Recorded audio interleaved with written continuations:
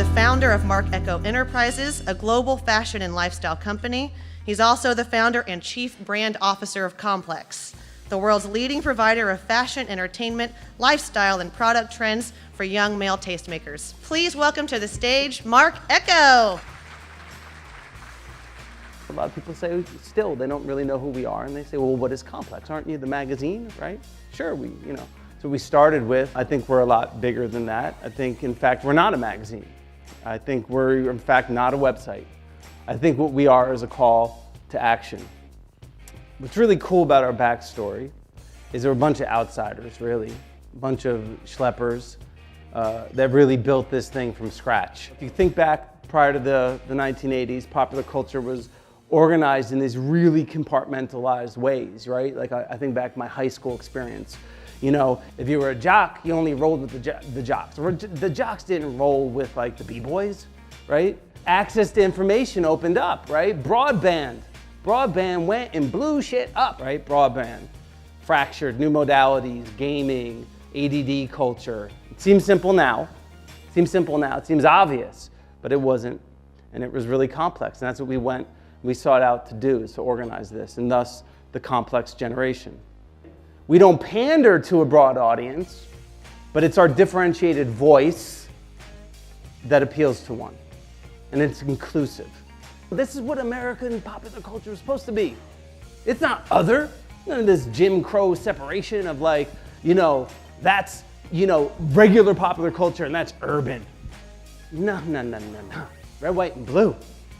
Not black and white. Capiche?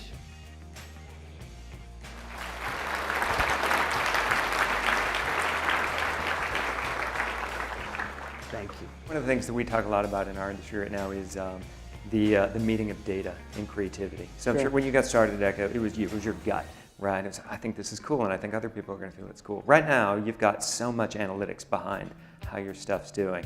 How does that steer the creative process? How do you take the numbers and reconcile that with your gut?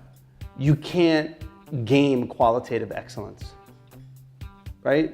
Qualitative excellence is like a human, magical thing. It's like as much science that's around the ocean. Like I stand in front of it, I'm still mystified by the shit, right?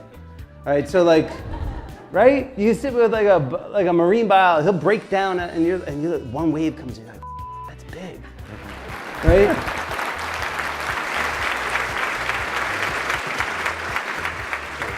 So now, speaking to human potential, hacking creativity, and understanding the way in which elite performers succeed to create lessons for others, I'm very excited to introduce our next speaker, Dr. Andy Walsh. What does it take to be world-class in whatever craft you choose? In this case, maybe advertising or marketing. And what are the fundamental tenets of that performance? If you're given the chance to practice, repetition. If you are given feedback onto where you stand, if you're given progression, once you master a particular level, you then take it to the next step, And ultimately in practice, if you're given the chance to fail and fail regularly and fail well, you will get there. We're talking about how people make extraordinary decisions under enormous pressure on the world's biggest stages and do it successfully. High risk, high understanding of risk with those skill sets of how to perform under pressure, and then we get world-class performance. First and foremost, this old adage that, hey, I'm not creative, I don't paint, that's a joke. We've got to let go of that framework. Everybody's creative. Everybody has the potential to solve problems in a unique way. Some just get paid for it, others don't. And the other idea that we've really struck upon, that it is trainable.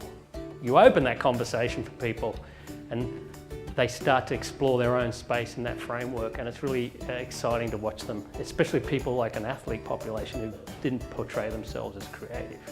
There is a distinct need in the organisation to support the very best talent we have and help them achieve their goals and their dreams and their visions, and that's the primary focus of what we do. Thank you everybody for your time today.